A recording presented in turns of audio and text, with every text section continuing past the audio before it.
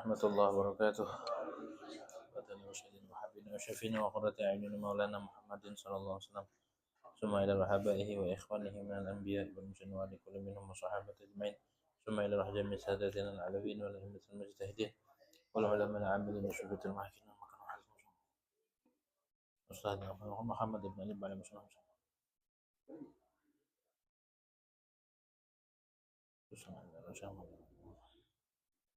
الله إن درجات جنة وإذن وذم مسرار هذه نية ولكل نية صالحة وإلى حضرة الحبيب سيدنا محمد صلى الله عليه وسلم بسر الفاتحة.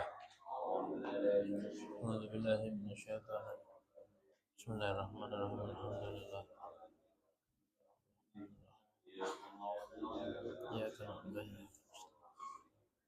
وإياك نستعين. بسم الله الرحمن الرحيم الحمد لله رب العالمين والصلاة والسلام على أشرف الأنبياء والمرسلين سيدنا محمد وعلى آله وصحبه أجمعين. رب اشرح لي صدري ويسر لي أمري واحلل عقدة من لساني يفقهوا قولي. رب زدنا علما نافعا وارزقنا فهما ثاقبا. اللهم انفعنا بما علمتنا وعلمنا الذي ينفعنا سبحانك لا علم لنا إلا ما علمتنا إنك أنت العليم الحكيم ولا حول ولا قوة إلا بالله العلي العظيم. أما بعد. قال المؤلف رحمه الله تعالى ونفعنا به وببركة علومه في الدارين آمين. Tanbihun, adapun ini satu peringatan, ya. Halaman 10. La yasihhu ibdalu lafdhin bi akhar walau kana muradifan lahu. Tidak sah mengganti atau menukar lafad bi akhar dengan lafad lain walaupun sama. Walaupun maknanya sama. Contoh, fala budda fi sihhati islamil kafiri min lafdi asyhadu walau bil ajamiyati. Maka tidak mesti tidak di dalam sah Islamnya orang kafir dari lafaz asyhadu walaupun dengan menggunakan bahasa ajam. Bahasa ajam itu bahasa non Arab. Jadi kalau orang kafir mau masuk Islam, dia harus mengucapkan asyhadu alla ilaha illallah wa asyhadu anna muhammadar rasulullah. Itu harus mengucapkan dua kalimat syahadat. Ya. Dua kalimat syahadat ini walaupun sederhana, walaupun cuma berapa kalimat saja, namun faedahnya dan manfaatnya luar biasa. Dengan dua kalimat syahadat ini, maka seorang mukmin, orang yang mengucapkan dua kalimat syahadat dan dia meyakini di hatinya, dia selamat dari kekal di neraka. Walaupun di dunianya mah bandel. Selagi dia meninggalnya dalam keadaan bersyahadat atau mukmin, maka dia terhindar daripada kekal di neraka. Kalau masuk dan tidak mah tergantung amal kita. Kalau masuk neraka dan tidak itu tergantung perbuatan kita. Kalau dia taat sama Allah sama Rasulullah, insya Allah dia masuk surga. Kalau dia maksiat, maka masuk neraka walaupun dia bersyahadat. Tapi tidak kekal karena mukmin. Tuh. Kalau ada iman enggak kekal di neraka. Jadi mengucapkan dua kalimat syahadat itu sangat penting. Orang yang murtad dia juga harus mengucapkan dua kalimat syahadat lagi. Makanya kenapa waktu akad nikah, waktu ijab qabul dibimbing sama penghulu ataupun nama ulama sebelum terjadi proses ijab qabul. Apa ijab qabul? Ijab itu dari penyerahan dari seorang wali, itu namanya ijab. Kata seorang wali, saya nikahkan kalau bahasa Indonesianya. Kalau bahasa Arabnya zawwajtuka wa ankahtuka mauliyati fulanah binta atau binti, kalau dilangsung putrinya binti bil mahril mazkur atau bil mahrifu berapa miliar begitu, dengan mas kawin sekilo. Apa ini? Jengkol apa? Emas nih gitu. Kalau mas kawin sekilo emas ya lumayan. Tapi kalau sekilo jengkol ya lumayan juga sekilo. Begitu. Itu namanya ijab. Kalau qabul itu lafaz yang menunjukkan penerimaan dari pihak suami. Jadi suami bilang qabil tu. Apa yang dikobil tuh? Nikahaha wa tazwijaha bil mahril madkur. Gitu. Kalau nggak bisa bahasa Arab jangan kelaguan. Nanti pas dituntun dia saking fokusnya kata si wali atau ulama yang menikahkan jadi wakil angkah tuh kawan karena dia grogi bilangnya bukan qabil tuh dia ngikutin lafaz angkah tuh kawazawaj tuh kebalikin lagi itu gitu ya. Jadi udah pakai terjemah juga nggak apa-apa. Karena akad nikah itu proses yang sangat sakral, serah terima. Serah terimanya itu sebenarnya dari Allah. Ketika seorang suami bilang saya terima, itu dia nerima bukan dari walinya saja, tapi dari Allah karena menggunakan kalimatullah. Apa kalimatullah-nya? An-nikah wa tazwij. Karena di Qur'annya bahasa itu ada. Makanya kita baik-baik nih, nikah itu bukan hal sepele, walaupun bahasanya cuma saya nikahkan saya terima. Begitu doang. Itu di dalam kandungan saya terima. Kalau kita ingat dan dibimbing niatnya serta apanya jadi bimbing, maka kita akan saling menyadari di dalam rumah tangga tuh. Enggak nyalain bini, enggak nyalain ngomelnya, enggak nyalain galaknya, enggak terjadi percekcokan. Kenapa? Karena waktu akad nikah dia bilangnya apa? Saya yang diterima yang bagusnya doang apa yang buruknya? Semuanya. Makanya kalau kita ingat ke situ, oh iya dulu kan komitmen udah. Dia bukan di depan satu dua orang, di depan ribuan orang kalau yang hadir banyak, di depan banyak orang, di depan para ulama, di depan para saksi. Dia bilang saya terima, giliran giliran ngambek, giliran galak, giliran ini berantem, katanya diterima. Gitu ya. Udah mana udah prosesinya itu bawa petasan 10 meter, orang pada jantungan waktunya lain. Terus juga udah bikin dodol, bikin ini, bikin itu, udah ribet, ribut mulu rumah tangganya. Kenapa begitu? Karena dia nggak tahu makna pernikahan itu apa. Kalau dia tahu, itu yang ngebimbing syahadat, kan waktu mau ijab gobul dibimbing dulu, ada prosesi namanya khutbah, bidomil kha. Kalau khutbah itu yang isinya bismillah, alhamdulillah, alhamdulillah dan seterusnya. Kalau khitbah ngelamar, bahasanya tuh beda harokat, beda makna. Gitu ya. Makanya pas khutbah itu dibimbing tuh nanti sama yang baca khutbah, dibimbing syahadatnya. Itu sebenarnya yang jadi sasaran saksi, wali sama pengantin laki-laki. Syahadat. Kenapa dibimbing syahadat? Takut-takut ada kalimat, ada ucapan yang membuat seorang itu murtad.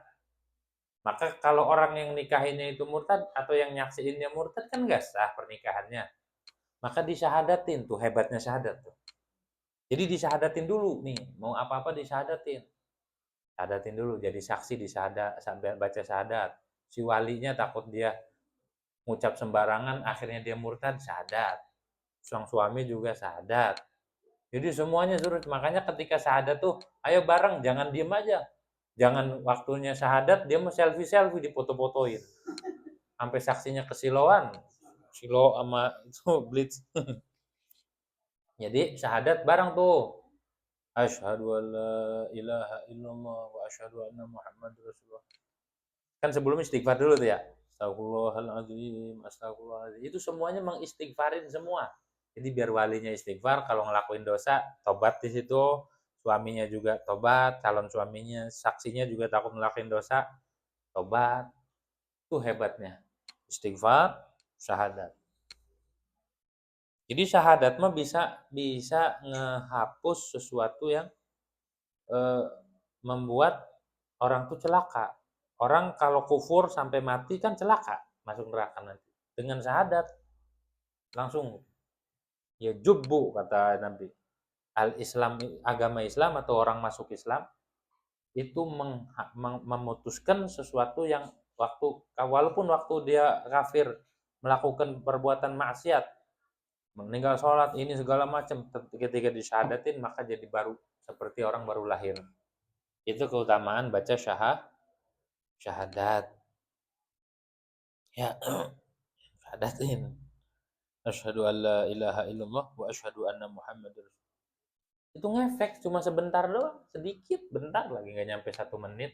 Asyhadu an la ilaha illallah wa asyhadu anna Muhammadar Rasul. Kunci itu. Ya, kunci. Makanya kalau kita mau makan, baca syahadat. Kalau mau minum, baca syahadat. Mau ngapain aja baca syahadat. Mau motong kurban nih besok bulan Zulhijjah, disyahadatin dulu hewan kurbannya, baca syahadat. Tujuannya apa? Ngapa disyahadat-syahadatin? Emang ada aturannya? Imam Haddad di dalam kitab Al-Wasaya An-Nafi'ah di bab khatimatul wasiat, di situ beliau mengutip ada seorang ulama waktu wukuf di Arafah haji. Beliau ngumpulin batu. Batunya ini disyahadatin. Baca syahadat di depan batu. Batu saksiin ya, saya bersyahadat di sini. Ntar kau jadi saksi di akhirat. Kalau kita makan nasi ada berapa tuh? Ada berapa butir nasi? Sepiring. Nggak bisa kehitung. Kita baca syahadat di depan tuh nasi jadi saksi di akhirat kita setiap butirnya. Apa enggak untung itu? Nah, makanya kalau mau makan syahadatin dulu asyhadu alla. Enggak usah kencang-kencang. Begitu. Diam-diam aja. Kita ukuran kedengar sendiri aja asyhadu alla ilaha illallah asyhadu anna Muhammadar Rasulullah 3 kali. Kalau di situ ada racun, racunnya netral. Kalau ada penyakit, penyakitnya netral. Tuh. Baru baca bismillah, ya, baca doa makan. Itu Allahumma barik lana fima razaqtana wa qina adzabannar. Andai kita habis makan meninggal, kita sudah mengucapkan 2 kalimat syahadat. Tuh keuntungannya orang mengamalin itu syahadat.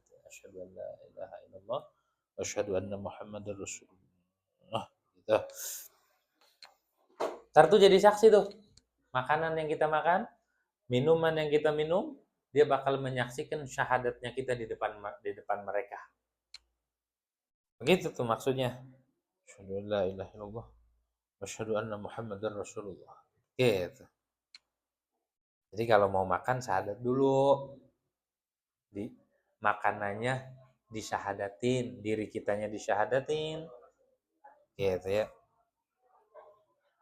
Jangan baca syahadatnya pas mau meninggal doang. Jadi latihan sebelum kita meninggal, kita latihan dulu lidah kita lemesin. Gitu, lemesin biar terbiasa mengucapkan 2 kalimat.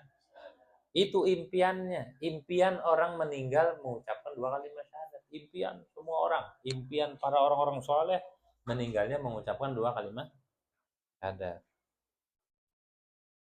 Makanya kalau mau makan yang rapi.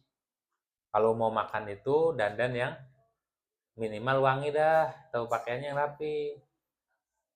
Gitu ya, yang rapi. Kenapa? Karena mau ibadah. Orang makan sih ibadah. Bukan makannya yang ibadah mah, tapi bersyukur atas nikmat Allah itu ibadah. Jadi makan yang rapi, pakaiannya. Kalau pakai sarung. Jangan ini pakai celana dalam makan dong. Kayak tuyul. Makan yang rapi. Gitu ya. Pakai sarung, pakai baju, kalau nggak mau pakai koko, pakai yang rapi dah. Gitu. Hah? Nah, iya, makan yang rapi. gitu ya. Pakai peci, pakai wangi-wangian, pakai bukur, gitu ya. Kalau enggak pakai parfum dah, gitu. Emang mau ngapain? Mau ibadah. Jadi kita memakan aja kita anggap ibadah. Kalau niatnya bersyukur, gitu. Alhamdulillah ya Allah, ini nikmat dari Allah. Gitu ya. Jangan ini mah selebor mau makan. Hah? Kenapa? Masya Allah gerah gitu. Ya, yang rapi. Belajar. Kalau kita makan aja rapi, bersyukur, maka ketika kita melakukan aktivitas yang lain rapi nanti. Ya. Jadi mau makan tuh yang rapi. Kalau orang makannya rapi enak gak? Jangan ini mau pakaian bekas bekas ngebon, makan kan dilihatnya juga jember kan. Ih, makan begitu. Jorok gitu ya. Tapi kalau rapi enak, makan juga. Tuh. Wa haqa ba'duhum 'ala dzalikal ijma'. Oh, walau bil ajamnya walaupun dengan menggunakan bahasa ajam. Jadi ada orang mau masuk Islam, dibimbing asyhadu. Kalau dia nggak bisa terjemahnya, aku bersaksi, aku yakin. Itu makna asyhadu itu aku bersaksi ataupun aku yakin, aku ikrar bahwa tidak ada Tuhan selain Allah dan Nabi Muhammad itu utusan Allah. Langsung bimbing raditu billahi rabba bil islam medina wa bi Muhammadin. Kalau ada orang masuk Islam, misal kita punya temen nih, punya temen mau masuk Islam, jangan dinanti-nanti. Entar ya kita anterin ke rumah Ustadz Fulan, dosa kita. Jadi kalau ada orang mau masuk Islam, nggak perlu ke rumah Ustadz Fulan, bimbing aja langsung, tinggal syahadat doang. Nanti penyempurnanya baru di sana. Jangan kita habis zuhur kita ke sana temuin Ustadz ini. Itu dosa. Kita bisa murtad gara-gara itu. Gara-gara nunda orang masuk Nah, belum pakai pakaian yang rapi. Bimbing dulu, syahadat. Jangan bilang gini, ntar saya wudhu dulu. Jangan, langsung aja bimbing. Kalau ada orang mau masuk Islam, langsung bimbing syahadat. Takutnya dia mati duluan. Walau di jalanan. Kalau ada orang mau masuk Islam, langsung bimbing. Asyhadu an la ilaha. Tapi benar-benar orang Islam, benar-benar orang kafir. Jangan orang Islam, sini saya bimbing. Saya Islam, Bang. Gitu. Mau main bimbing-bimbing aja. Gitu ya. Jadi kalau mau ada orang mau masuk Islam, langsung aja. Langsung tuntun. Jangan ditunda-tunda walaupun sebentar. Jangan bilang nanti saya wudhu dulu. Jangan. Atau bikin ceramah dulu, mukaddimah dulu, kelamaan. Langsung. Kadang kita kurang setuju tuh sama orang yang ribet, ntar begini dijelasin. Bimbing aja dulu. Walaupun secara ini empat mata, bimbing aja. Baru mau pengesahannya tuh kan kadang disaksin tuh orang banyak terus ini. Nah itu baru. Kalau dia masuk Islam jangan ditunda-tunda. Ini mukaddimahnya kelamaan. Nggak usah nanya. Jangan, udah. Nggak usah ditanya yakin dan tidak. Karena di dalam kitab fikih diterangin begitu. Kalau ada orang mau masuk Islam, kemudian dia tunda nanti aja, atau ntar besok, atau saya mau wudhu dulu, berarti dia ridho dengan kufur. Berarti dia ridho, dia kufur walaupun sebentar. Ridho bil kufri kufrun. Ridho dengan kekufuran itu murtad, kufur. Itu bisa murtad. Makanya kalau ada orang masuk Islam, kedet aja, ayo cepetan. Gitu. Ikutin. Gitu ya. Walaupun kita bukan ustadz atau bukan ustazah, udah kedet aja langsung. Langsung ya, baca syahadat. Gitu ya. Jangan ditunda tuh. Itu kalau orang masuk Islam di tangan kita, kata Sayyidina Ali, seolah-olah kita bersedekah atau mengasih hadiah onta yang paling bagus. Pahalanya gede nunjukin orang. Gitu ya. Nunjukin orang itu pahalanya gede. Wa haqa ba'duhum 'ala dzalika al-ijma', dan menghikayatkan oleh sebagian ulama atas itu fala budda al-ijma' kan ijma'. Bahkan menurut sebagian ulama itu sepakat ulama, konsensus ulama bahwa harus mengucapkan asyhadu. Enggak boleh la ilaha illallah doang, kudu mengucapkan asyhadu. Falau qala a'lamu badala asyhadu lam yakun musliman. Maka jikalau seorang kafir nih ngucapinya a'lamu bukan asyhadu. A'lamu alla ilaha illallah bukan asyhadu, maka dia tidak menjadi orang belum sah masuk Islamnya karena tidak menggunakan lafaz asyhadu.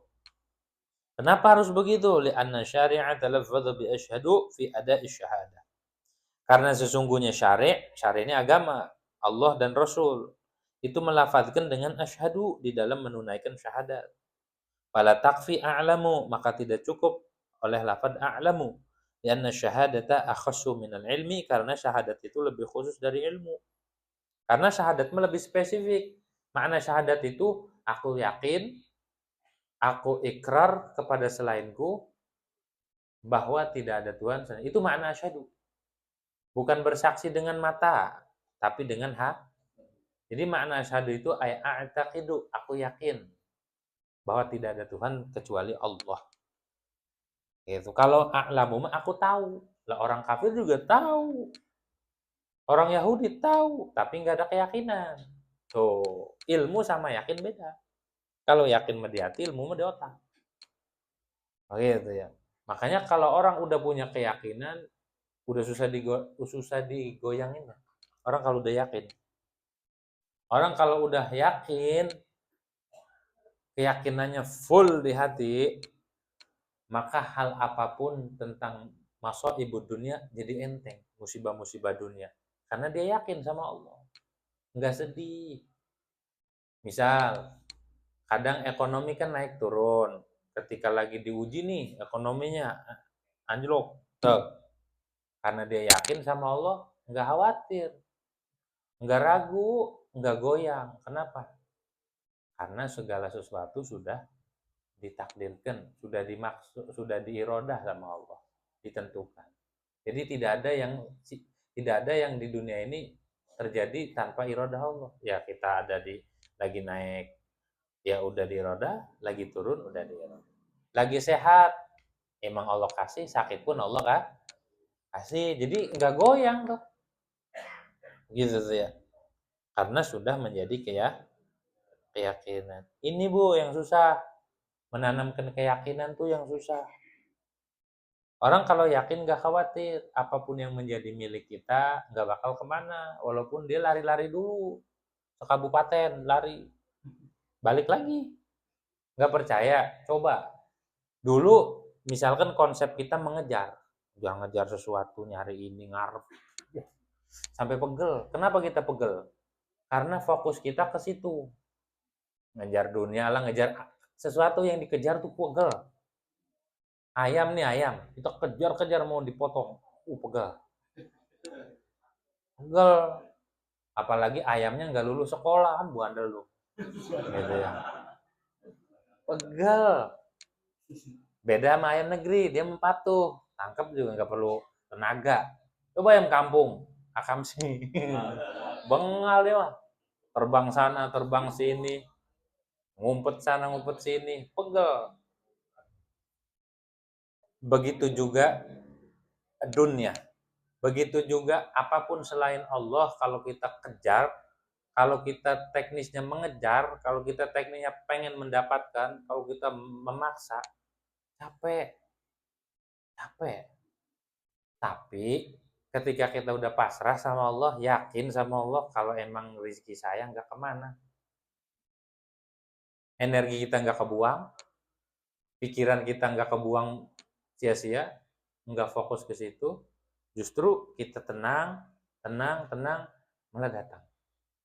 Ayam giliran dikejar nggak kena pas diem aja, ayamnya bulak balik depan kita nyamperin.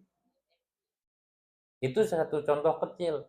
Apapun di dunia ini, semakin kita mengejar, makin jauh nggak dapet. Tapi kalau kita diem, bukan berarti diem tuh nggak usaha.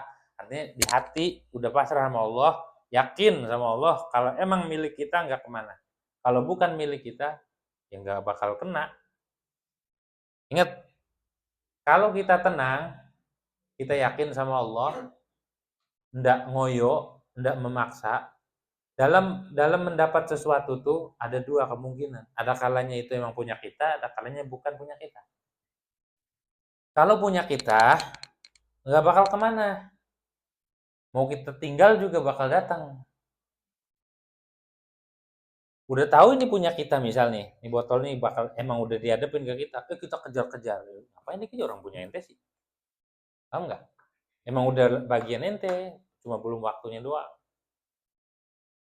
Berarti ngejar-ngejarnya itu kayaknya ngabis-ngabisin tenaga.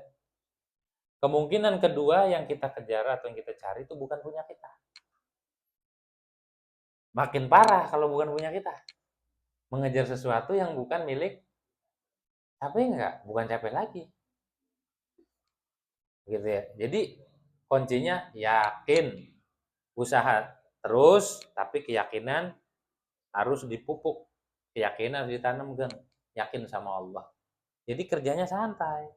Tuh, enggak ngoyo. Ini mau udah dohir capek, hati dibikin capek. Udah kerja dohir kan capek kita. Kita ini itu kan capek. Hati jangan dibikin capek.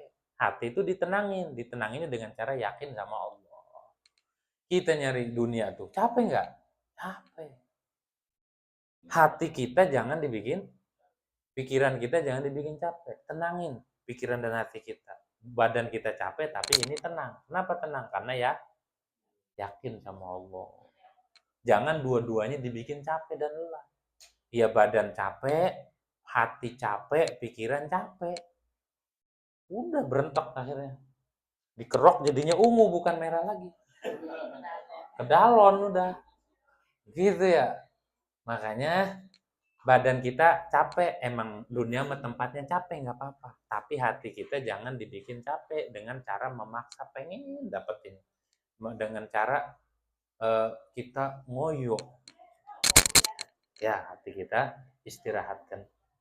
Oke, itu bisa dilakukan nggak? Ngaji. Ngaji. Orang latihan doang, kalau kagak ngaji mah kagak ada. Karena energi atau vibrasi itu getaran ilmu, cahaya, ada kalanya langsung Allah kasih, ada kalanya lewat ngaji. Kalau lewat ngaji, itu sejalan, sejajar, seirama dengan yang didapat dari guru-gurunya. Gitu ya. Kalau kita ngaji, dan ngajinya itu emang benar-benar memupuk keyakinan, maka insya Allah. Begitu. Lama-lama kita ketularan. Gitu ya. Yakin. Ini ngaji ilmu gitu, bukan ngaji asli doang. Iya. Begitu ya. Ngajinya ngaji tentang keyakinan. Yakin sama Allah Subhanahu wa taala. Jadi bukan berarti kita diam tanpa upaya. Maksud diam tuh hatinya jangan memaksakan diri untuk mendapatkan sesuatu. Hatinya udah yakin aja sama Allah. Yang menjadi milik kita tidak akan kemana. Tuh begitu tuh yakin tuh. Adalah yakin sama Allah. Walaupun badan mah tetap usaha. Tuh. Jadi enjoy hidup. Pulang tenang, pergi tenang, pulang tenang. Itu walaupun badan capek. Mendingan capek pikiran apa capek badan? Hah? Badan kan? Kalau capek pikiran jadi penyakit. Benar nggak? Stres, asam lambung, terus apa lagi? Asam urat, aduh macam-macam. Tapi kalau orang pegel doang, cuma pegel, tapi hatinya tenang, ya cuma pegel doang, istirahat juga hilang. Gitu deh, urut. Tapi kalau pikiran udah capek, bisa sampai mati orang kepikiran mulu. Makan kagak enak, badan gemuk jadi kurus, kena gula, terus kena apa lagi? Kolesterol dan sebagainya. Ruwet artinya ya. Maka kalau bukan diri kita yang menenangkan siapa? Gitu. Biarin badan capek, tapi hati kita jangan dibikin capek gitu ya. Tenang, Bu ya. Kalau belum mendapatkan sesuatu, tenang. Tenang aja. Gitu. Kalau belum mendapatkan impian kita, tenang. Lagi ya Ustaz, ini udah dari muda sampai tua ini belum dapat apa. Apanya? Yang dimauin. Ya karena hidup itu semau kita apa semau Allah. Kalau semau, nih, saya kasih hikmahnya. Kenapa hidup itu harus sesuai dengan iroda Allah bukan keinginan? Kalau sesuai dengan keinginan makhluk nggak ada jalanan. Kenapa nggak ada jalanan? Orang punya rumah semua mepet, nggak ada tanah yang kosong. Orang punya rumah semua nggak ada jalanan. Bikin rumah ini bikin rumah, jalanan nggak ada. Yang nyedot WC nggak ada. Mampet. Iya, ada hikmahnya kan? Gitu ya. Jadi maksudnya ternyata hidup tuh bukan semau kita, semau Allah. Buktinya apa yang kita inginkan gak semuanya terjadi. Gitu. Kalau semuanya terjadi, semua pengennya hidup makmur semua rata, nggak ada. Nanti nggak ada yang mau. Siapa yang mau gitu? Jadi bos semua. Jadi susah. Gitu ya. Jadi Allah mah adil. Ada bos, ada anak buah. Kalau semuanya anak buah nggak ada bosnya, repot. Kalau bos semua nggak ada anak buah, repot. Indah kan?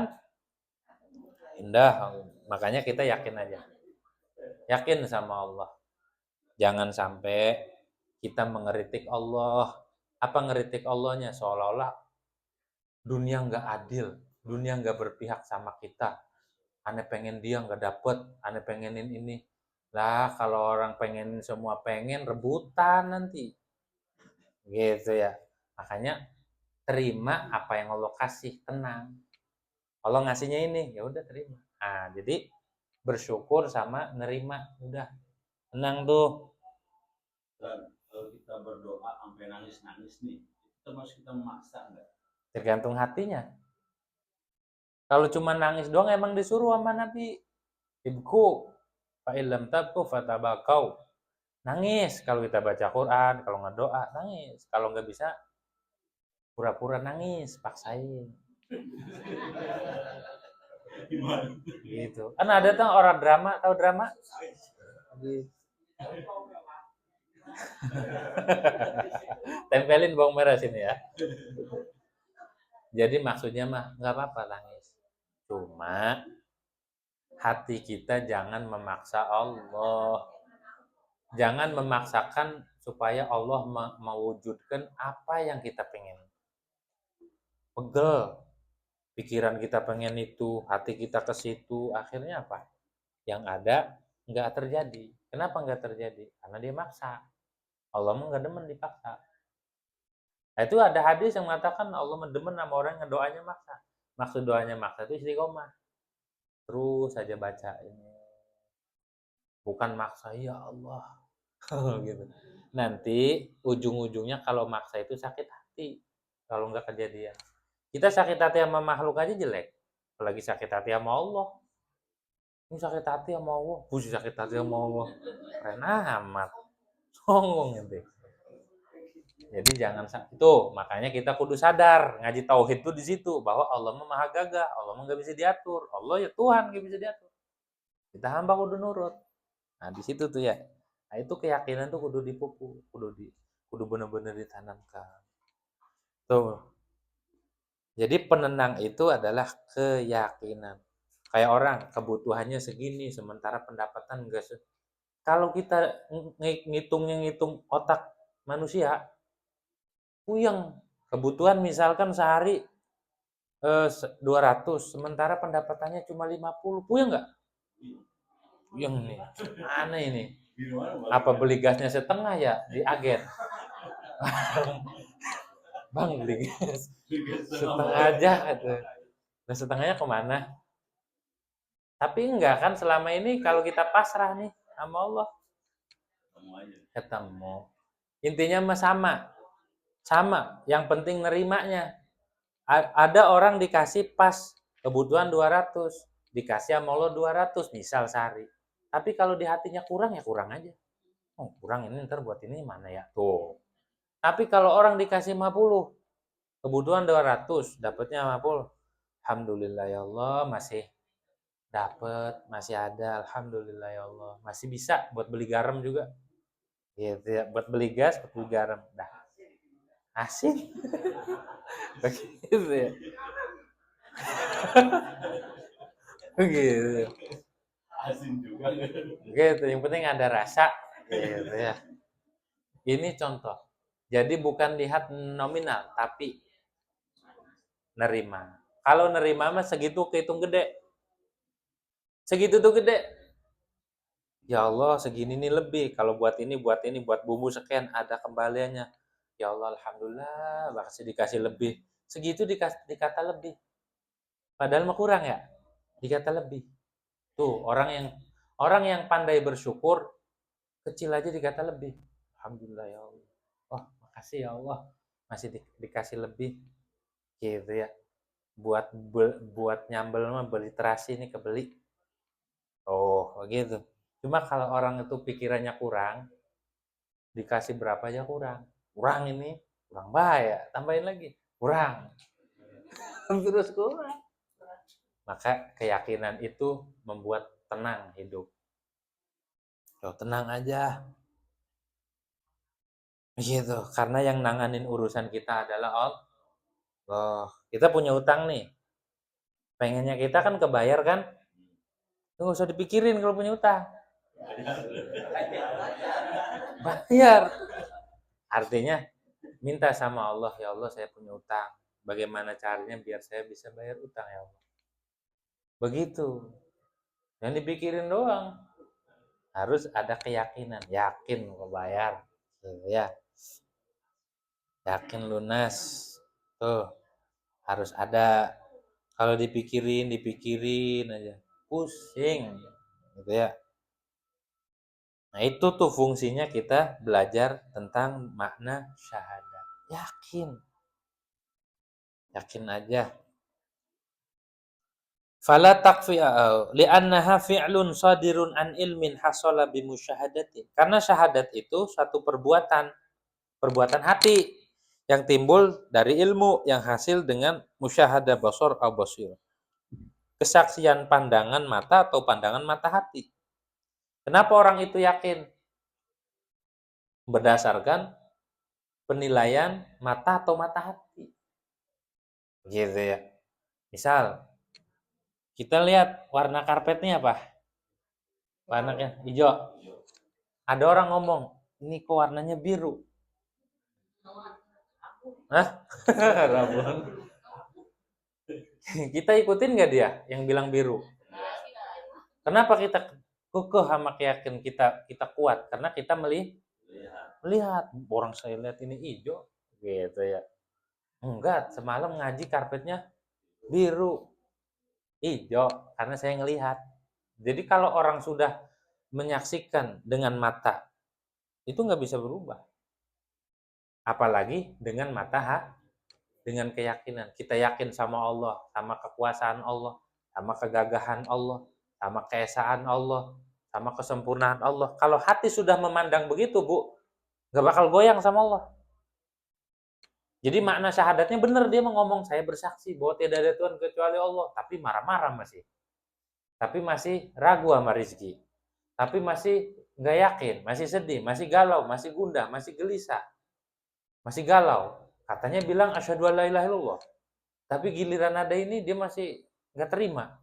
Padahal segala sesuatu terjadi dengan irada Allah. Berarti bohong syahadat kita. Maka dari itu, kalau mata hati yang udah menilai, mata hati yang sudah menyaksikan, melihat, maka tidak ada keraguan. Itu, tidak ada keraguan apapun yang terjadi semua dengan kehendak Allah, gitu ya. Sudah semuanya dengan kehendak Allah. Nggak ada yang cacat satupun. Ibu-ibu mengucapkan alhamdulillah nggak di Fatihah? Artinya alhamdulillah apa?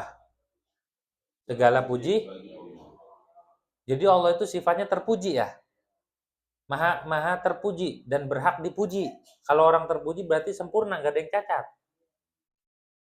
Terus habis alhamdulillah apa? Rabbil. Artinya Rabbil alamin apa? Tuhan semesta alam. Yang mengatur semesta alam. Jadi apapun yang ada di alam semesta, baik buruk, mau sesuai dengan keinginan kita atau tidak, itu udah diatur sama Allah. Tapi kenapa giliran tidak sesuai dengan keinginan kita, kita protes?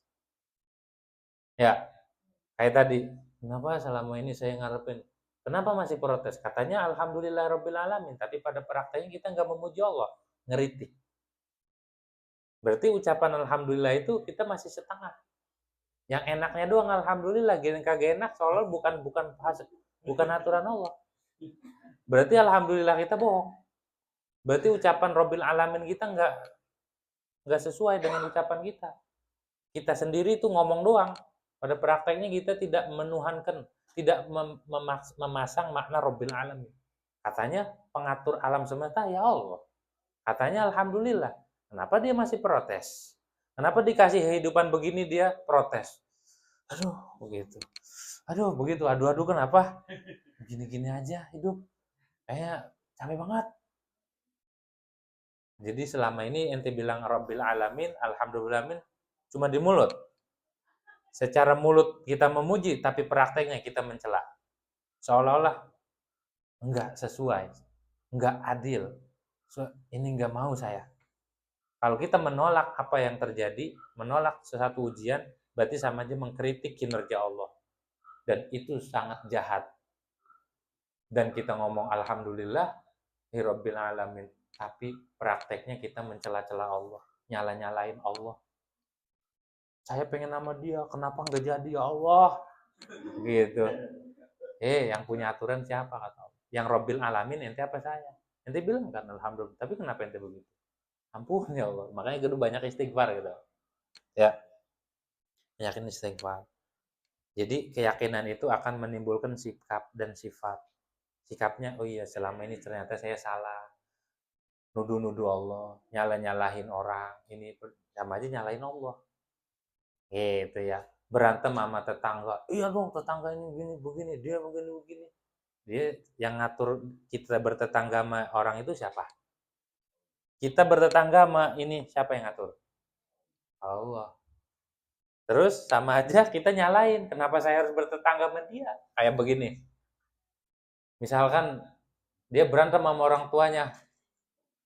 Kata orang tuanya, ente tuh sadar, udah capek ngelahirin ente begini-begini. Kata anaknya, suruh siapa ngelahirin saya? Begitu. Saya nggak minta dilahirin. Nah, sama tuh seolah-olah nggak nerima apa yang Allah udah.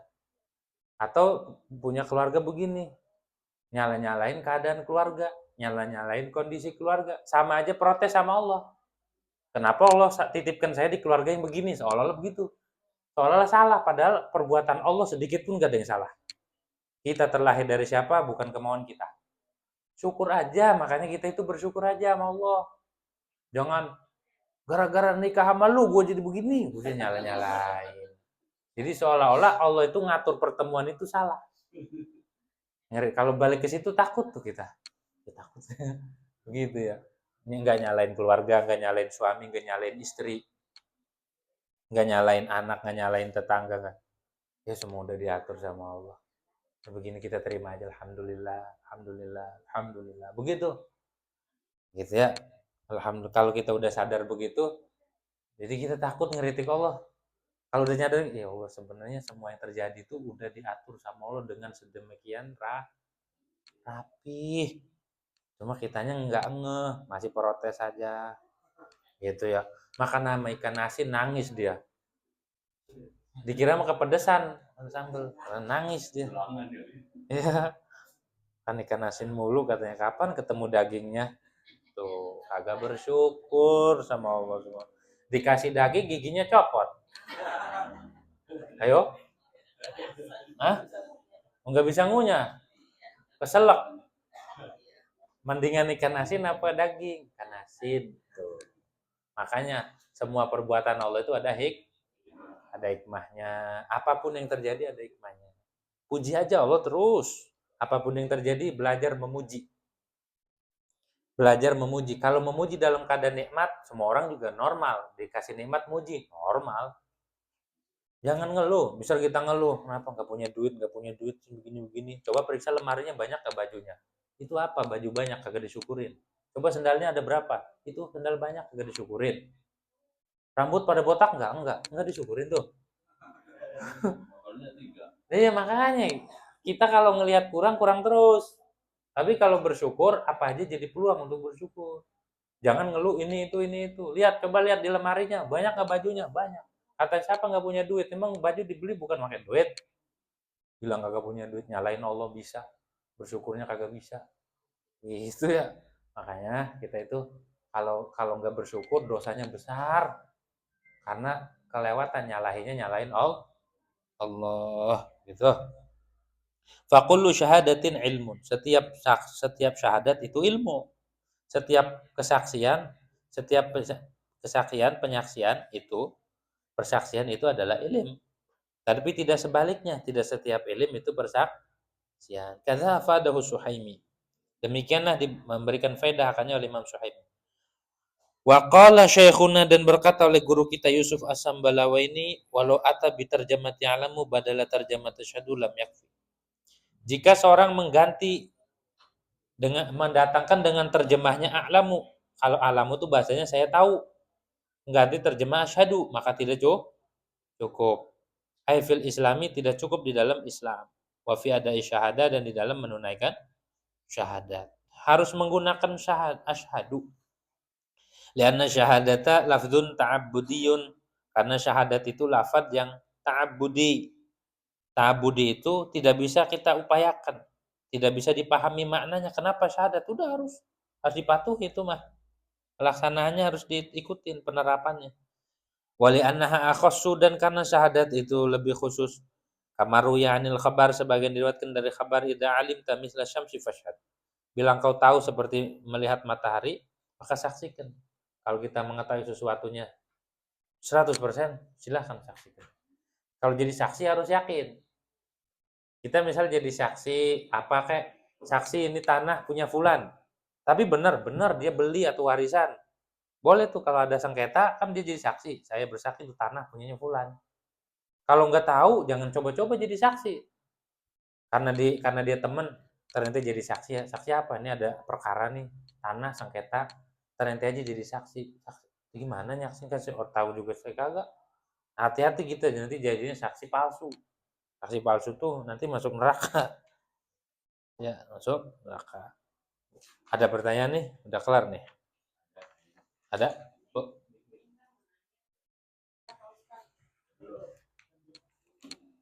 Tanya sebelum ini saya dulu mau nanya. Kaitan dengan taufik dan hidayah. Dulu, tolong dijelaskan bagaimana Apa ya? taufik dan hidayah itu. Taufik hidayah dan bagaimana meraihnya. Taufik itu artinya pengertian taufik dulu. Khalqu qudrati ta'ah fil 'abdi atau lil 'abdi. Arti taufik itu Allah ciptakan kemampuan untuk taat pada seorang hamba. Contoh, kita dikasih kemampuan buat ngaji kemari, itu namanya taufik dari Allah. Kita bisa ngaji ini bukan karena kita, tapi emang taufik dari Allah. Kata Imam Haddad, taufik hidayah itu seperti air hujan. Taufik itu seperti hujan. Artinya kalau hujan mah bukan kita yang upaya, tapi emang Allah. Emang bisa kita nurunin hujan? Nggak bisa. Kalau hidayah ataupun ketaatannya nih, kesungguh-sungguhan kita, itu seperti kita menggarap satu tanah. Allah sudah turunkan air hujan, bukan kemampuan kita hujan mah, Allah yang ngasih.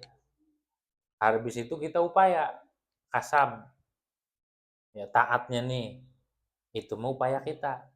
Maksudnya upaya kita tetap sebenarnya mah Allah yang gerakin, tapi kita dilibatkan di situ. Kalau taufik mah murni dari Allah.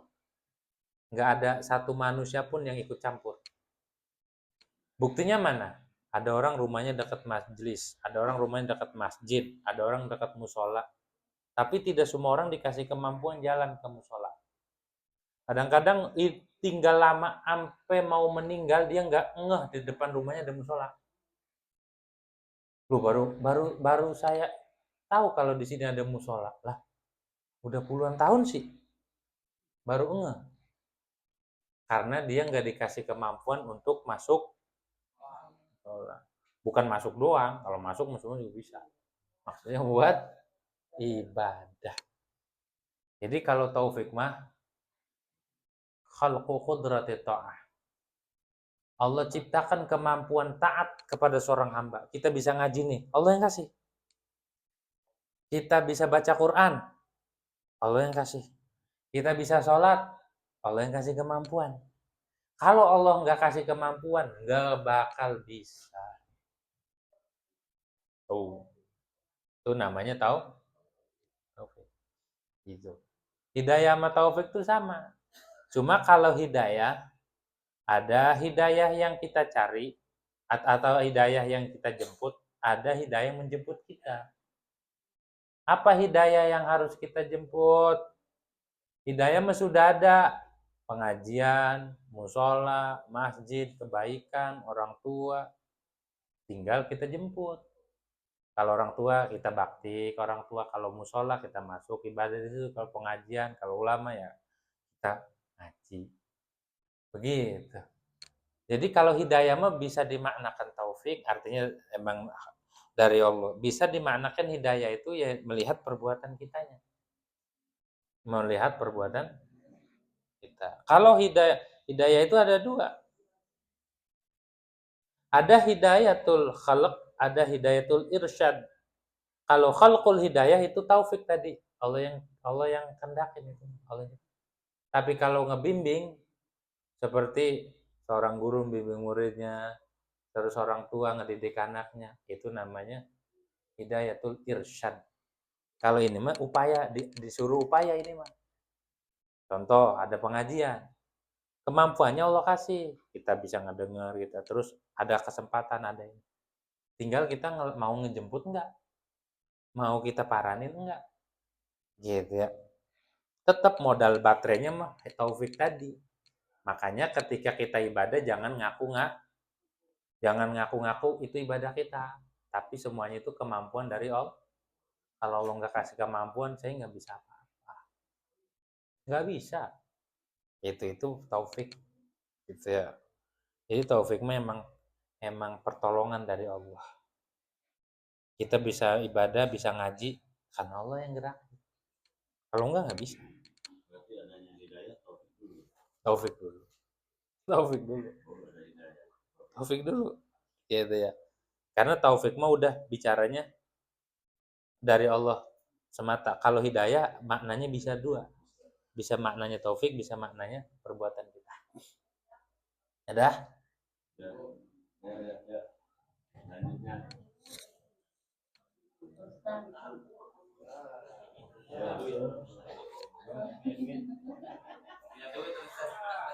Assalamualaikum warahmatullahi wabarakatuh. Waalaikumsalam warahmatullahi wabarakatuh. Oh, nanya Pak Ustaz. Ya.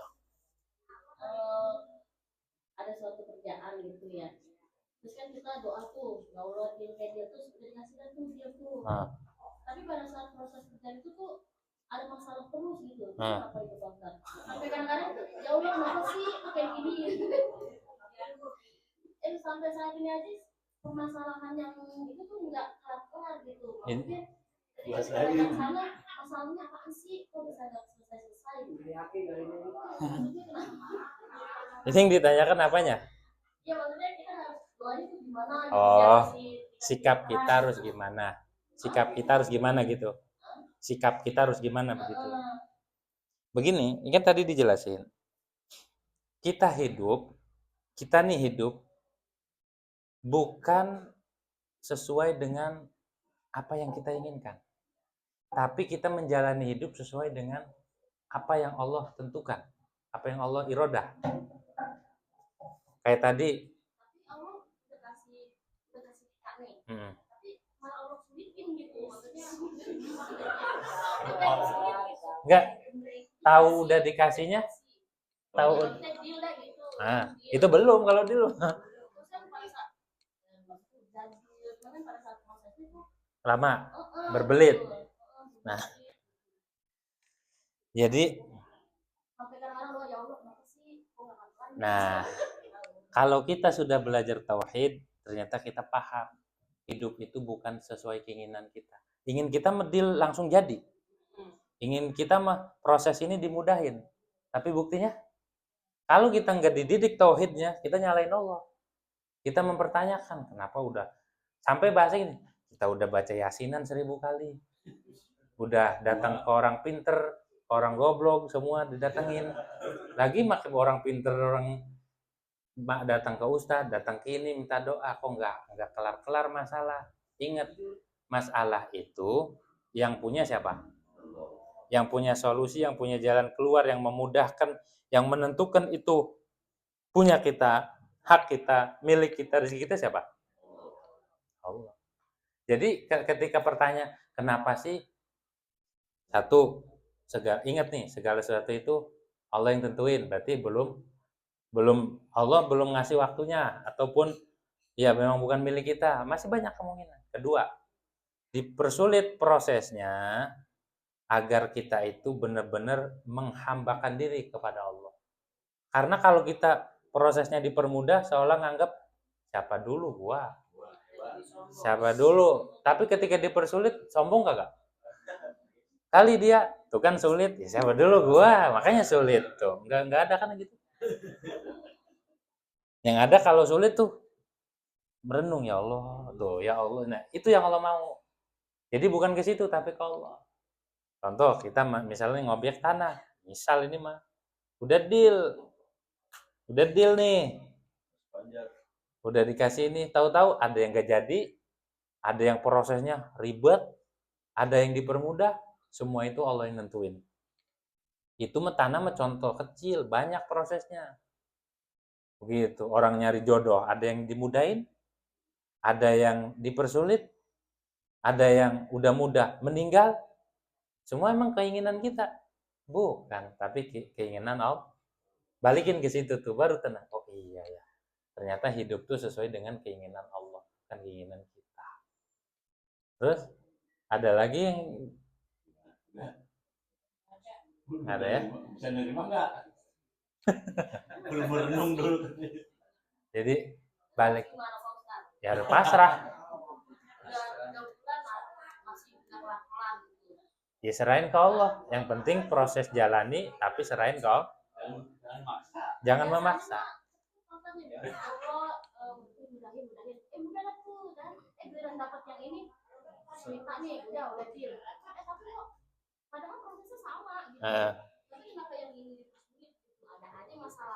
Iya, berarti ada sesuatu yang Allah Maha tahu di situ ada apa, dan Allah yang tahu bukan kita. Di belakang itu ada apa, terus juga hikmahnya ada apa dipersulit, hanya Allah yang tahu. Kalau kita dikasih tahu, mungkin kita mendingan begini, ya Allah nggak jadi tuh, barangkali begitu. Kalau tahu mah, iya. Kenapa kita dipersulit? Barangkali kalau hari itu juga kita dipermudah, tahu-tahu ada hikmahnya, ada kasus dan ya Allah tahu begini, saya nggak mau. Jadi ada aja hikmahnya. Gitu ya. Kita belajar berproses bukan hasil. Pasrah sama Allah. Nah, jangan digenggam. Jangan dipikirin, jangan digenggam. Udah loss ya. Gitu ya. Udah, ada lagi? Nggak ada. Ya, dilosin atau dikodiin. Gitu. Dilosin atau dikodi.